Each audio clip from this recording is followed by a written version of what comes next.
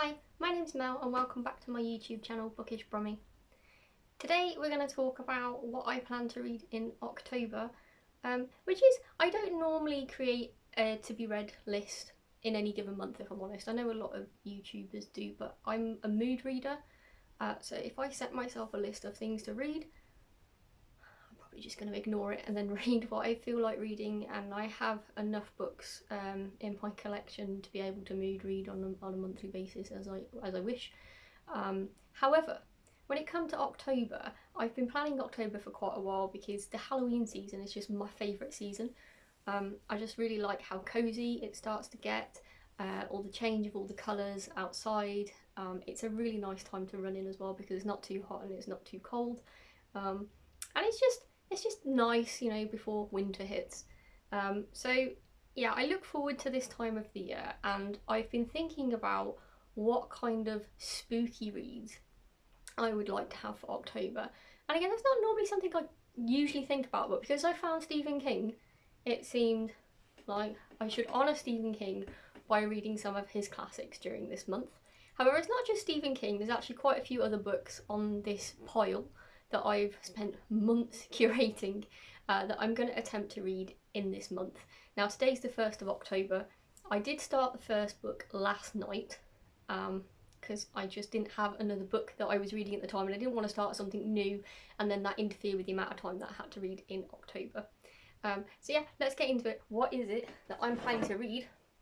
And I have this basket of goodies, and I might not get through all of these, but I'm going to give it a good go.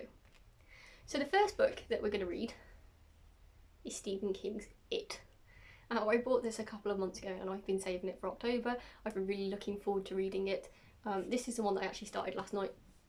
So I'm about 75 pages in. The book is 1069 pages.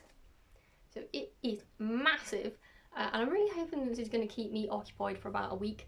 It might even take me longer, I'm not sure. I'm not really actually reading it that fast at the moment, although I've been quite busy the last few days because I've just moved house, so that sort of explains why I've not been able to read as much. But I am really excited about this because I really enjoy Stephen King's world that he creates.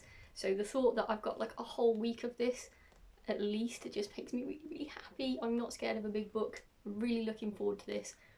I sort of loosely know what the story is, but not completely, and that's based on the fact that when I was at a sleepover when I was about 8 or 9 years old, one of the children had bought it, the DVD, along. After the parents had gone to bed, they put it on, so we probably shouldn't have watched it, but I vaguely remember Pennywise from that, but I don't really remember all the details of the story because it was just so long ago. But yeah, really excited to finally read this. There is one other Stephen King in here, so I've decided to also read Pet Sematary. So this always ranks really highly in people's rankings list, and it's not one that I've ever read. I am hoping it's not the one that I told you about last time where he's talking about beating a dog to death. I did read the first page and I haven't seen that on there, but we'll see. Yeah, so I thought I would give this classic a read as well, as I don't really know anything about the story, to be honest, and I've tried to stay away from reviews that told me about the story, just ones that said, you know, this is really good, you should read it, so I'll give that a go.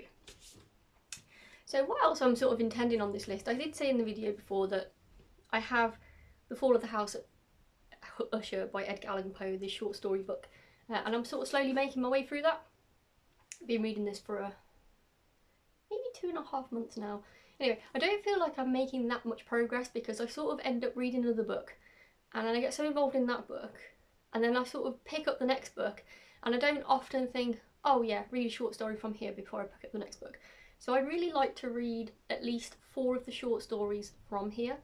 So that would mean that I'd make some more progress through that book, because I'm actually enjoying these stories. It's just I can't sit and read this whole book in one go, I don't think.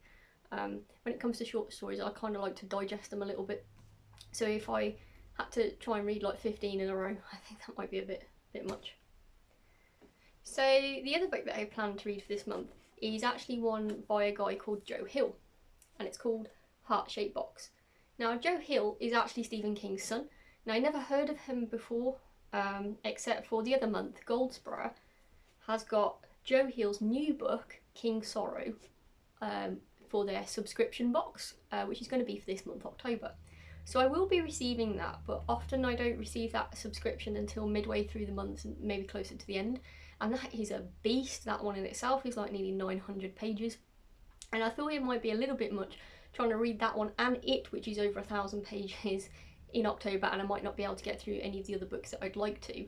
But it sounded really, really good, and that made me look more into Joe Hill. And I found this one called Heart-Shaped Box, which is apparently one of his highest ranking ones. So this is: Judas Coyne heard someone was selling a ghost on the internet. There was no question, it was perfect for his collection of the macabre, the cannibal's cookbook, the witch's confession, the authentic snuff movie.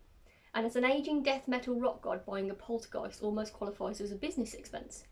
But his ghost, delivered to his doorstep in a black heart-shaped box, is different. It makes the house feel cold, it makes the dogs bark, and it means to chase Jude from his home and make him run for his life. I think that sounds like really, really creepy, and also a really interesting concept. So yeah, let's give that one a go. The next one that I'm picking is one that I saw spoken about on Facebook. Now, I'm quite into Alice in Wonderland. I really enjoyed the Disney when I was little, and I have read the book when I was younger. And somebody mentioned on Facebook, they put out a query asking, did anybody remember a version of Alice in Wonderland where she's in an insane asylum and it's really creepy? And I thought, that sounds good. So I started reading the post, and lots of people had ideas on what it might be, and I actually bought the wrong book to begin with. I bought Unbirthday by Liz Braswell, which in its own right was a decent read, but it wasn't the dark, gritty read that I was looking for. The Liz Braswell is probably, you know, okay for like 11, 12-year-olds to read, but what was being described on Facebook was certainly not something I'd probably let an 11 or 12-year-old read. But one of the other people said that it was Alice by Christina Henry. So I have read the back of this, and this does seem to be more in keeping with what the original poster was actually asking about when they were trying to identify the book. So this one is set inside an insane asylum by the look of it. So I really like these retellings where there's like a slightly different slant on the original story. And I've never read anything by Christina Henry before, but she seems to rate quite well. So I think that this will be a good one to start with, and I'm looking forward to it. I'm going to be also reading Anno Dracula by Mr. Kim Newman. Now, this one comes from somebody in my physical book group that I attend, and I asked him what he was reading and what he would recommend, and he told me about this series called Anno Dracula. And I thought it sounded quite good actually, and then I was in Foyles and I found it in Foyles. I thought, oh okay, I'm going to give that a go.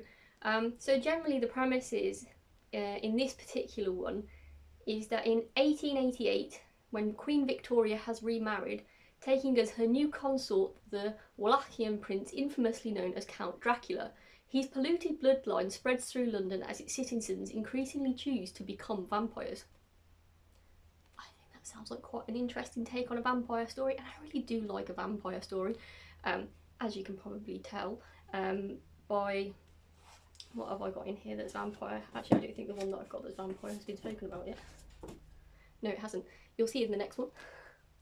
So the next one is Interview with the Vampire, because as I say, I really like a vampire story.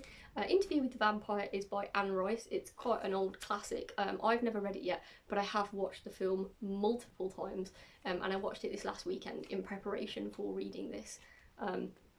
So for anybody that doesn't know what Interview with the Vampire is about, essentially it's a journalist, and he is talking to a vampire who is over 400 years old about how he came to be a vampire and what he's sort of been doing with his existence in the last 400 years.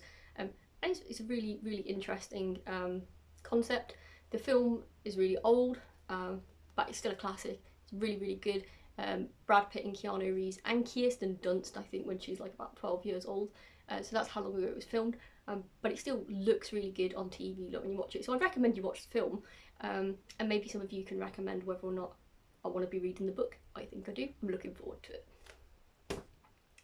The next one I'm going to read is actually quite a small one. It's under 150 pages. It's called Sleep Donation by Karen Russell.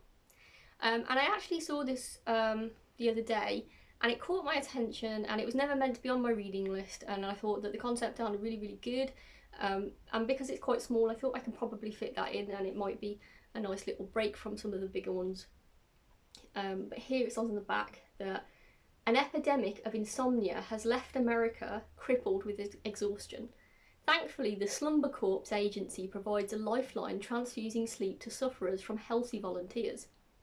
Now, from what I can tell on the back, this then starts to get a little bit creepy. I don't even know how you're going to do a sleep transfusion, so I'm really interested to read this and see exactly what the author has imagined, because it sounds really good to me. And then finally, yeah, there's still another one in here. I'm going to read this Home Before Dark. And I'm really sorry if I'm going to butcher this name, but it's Eva Bjorg Agisdotter, I think you pronounce it like that. So this was from my Goldsborough subscription for the August read, and I haven't read it yet because I've been saving it for this month. From what I can tell, it's a thriller, and obviously I really, really like thrillers. I'm not sure that I've actually got any thrillers as such. They're more like spooky horror. I think it is a thriller, but it's like a horror thriller, whereas this is just a more standard thriller, I think. So it was winner of the Blood Drop Award for Icelandic Crime Novel of the Year, and it was shortlisted for the Glass Key Award for the Best Nordic Crime Novel. So the general premise is, in November 1967 in Iceland, a 4-year-old Marcy has a secret pen pal, a boy who lives on the other side of the country, but she has been writing to him in her older sister's name, and now she's excited to meet him for the first time. But when the date arrives, Marcy is prevented from going, and during the night time her sister Stinta goes missing. Her bloodstained jacket later found at the place where Marcy and her pen pal has agreed to meet. And then it cuts to November 1977, after Stina's disappearance remains unsolved. Then an unexpected letter arrives for Marcy. It's from her pen pal, and he's still out there. So yeah, she ends up on a journey, obviously following that lead. So I thought that sounded pretty good, to be honest. So we have quite a big pile of books to get through. As I say, I've got this whole basket. I dread to think, like, in pages, thousands and thousands of pages, probably more than I can actually read in this month. However, I'm going to have a very varied month with all of these. So let me know what it is that you are planning to read for this month. Do you reserve the Halloween season or October for reading spooky things, or do you just read them any time throughout of the year? Let me know down in the comments. Lovely to see you again. Thank you. Bye.